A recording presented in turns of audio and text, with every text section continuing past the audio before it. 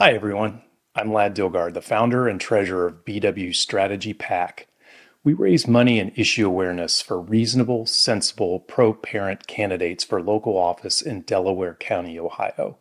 This is the latest in a series of podcasts on politics, history, economics, and relevant issues that we'll drop weekly to followers.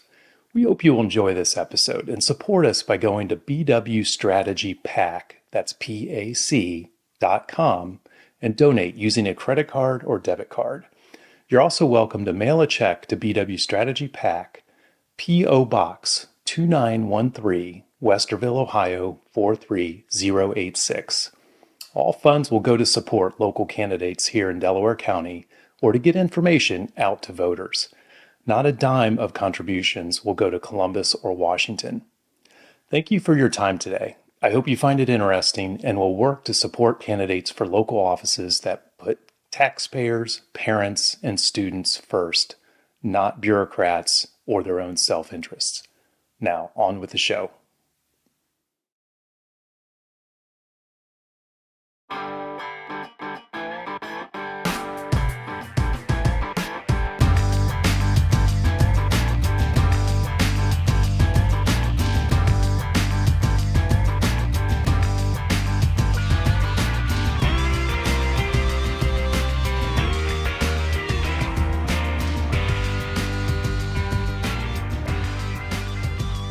Myself and many concerned citizens have started paying attention to what's going on in public schools these past few years. I established myself some goals and objectives of what I think should be priorities for a school district. These are often overlooked and have been taken for granted, as teachers, union employees, and administrators have pursued political advocacy and harmful initiatives such as diversity, equity, and inclusion, Common Core math, climate change nonsense and agendas, and indoctrinating youngsters with communist ideologies rather than teaching them facts. It's high time to turn this around, and here's a starter set. These are the objectives I recommended to our own school district, Big Walnut, and the superintendent there, and any other district willing to listen. Number 1, pursuit of excellence in all things. Whether it's math scores, mowing the lawn, equipment for the science lab, hiring, do the absolute best you can and know how, and then determine if there's a way to do it better. In the business world, this might be called continuous improvement. We all know a job or any operation can bog down into the routine. Let's do the minimum. Let's hide behind the rules so we don't have to make tough decisions or try harder. This should be unacceptable to taxpayers and parents. I've seen many things over the years that weren't up to par, from counseling to class selection to building maintenance. The building of the new Big Walnut High School certainly fell into that category for a number of reasons. There's a lot of things wrong. Now, any operation with hundreds of employees, there will be excellent high performers, and there will be some that are dragged along for the ride. Set the standards high, push for excellence, question mediocrity, and drill down on why it can't be done better. Number 2, focus on fundamentals. This has really been lost over the past several decades in American education. Reading, writing, math, history, science has taken a back seat to politics, race relations, indoctrination, students' feelings, areas where public school employees have absolutely no business meddling. Students receive straight A's, have trouble with college tests on punctuation and sentence structure normally taught in 9th grade. Why? The U.S. has fallen behind much of the Western world in math and science tests. Why? ACT and SAT scores are down. We need to find out why. But the kids all know that George Washington was a slave owner. They don't know the grind and sacrifice and leadership he exemplified that make our country exist at all. History classes will spend 2 weeks on the Tulsa race riots and a half of one class on World War II. Is it any wonder young people have little comprehension of history but a lot of grievances on our distant past? This isn't helpful. 3, transparency. This has got schools and teachers and administrators in big trouble in 2020 when kids started learning at home and parents really didn't like what they were being taught. Anything that reeks of, we're going to keep this from parents, has to be eliminated from schools and teaching. Curriculums should be above board and that includes all content from all classes. Teachers do not get to privately teach anything. 4, listen to parents. Parents are the customer, shareholder, and funding mechanism for public schools. Is it too much to ask to issue satisfaction surveys to them, fully communicate results, investments, priorities, and methods to them from the district? Take a look at SEC filings like a 10-K for publicly traded companies, and you'll see how they give the history, outlook, and results to shareholders and the government so people know what they're spending money on. It's not too much to ask for school districts to do the same with the millions of dollars we're spending on public schools. Investors and customers should know what's going on better than they do today. Parents should have a forum, a complaint box, a formal process for hearing their concerns.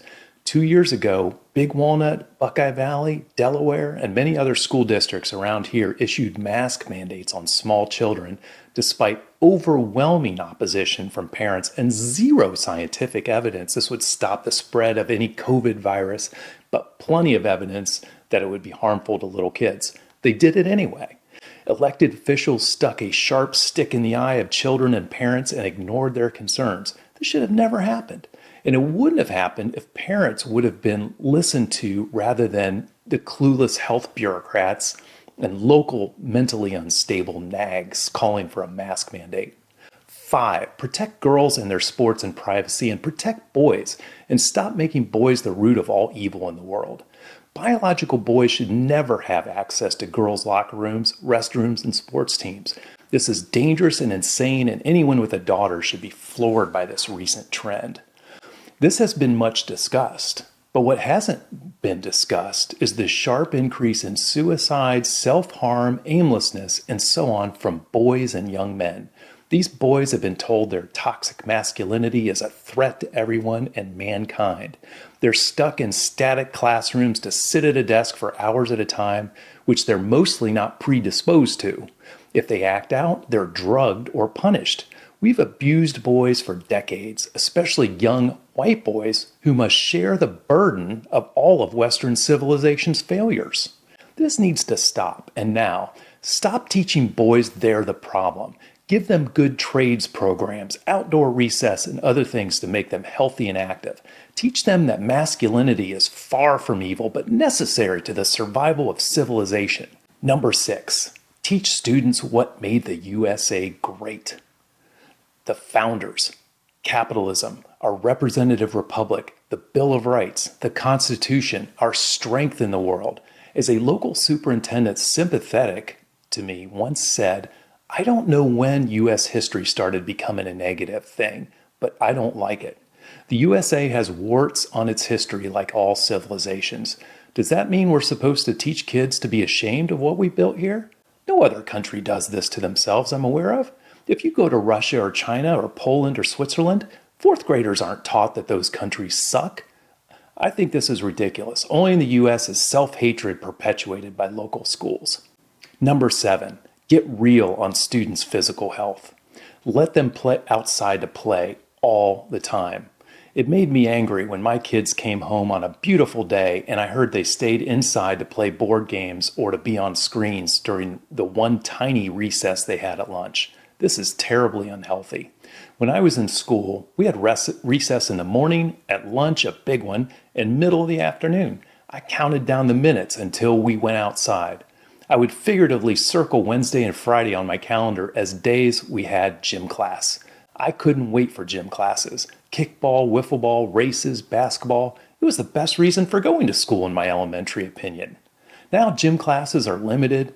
Recesses are an afterthought if they happen at all. Is it any wonder many kids are pale, unhealthy, overweight, anxious, immobile, and glued to their screens? Public schools are making that happen. I don't know what has led to this, but for the sake of the safety of our nation, we need to do better. Can you imagine mobilizing for war with the young people that are out there now? If you look at recruiting videos from the early 1940s, the average man was lean, active, and leathery tough. Those birds are rare today. Those men of fighting age in the 1940s were trained to take on brutal enemies and won. I don't know if we could do that today. So those are my 7 objectives. You might have your own. I'd be interested in them. Please share them. Please communicate them with your local school board. I like having smart, measurable, well-defined metrics and results-oriented management with a continuous improvement mindset. There's no reason your school district can't operate like that. Students will be the better for it, as will the workforce, administration, buildings, and your beautiful school lawns. Thank you for listening today. This has been Ladd Dilgard with Stand and Speak from BW Strategy PAC.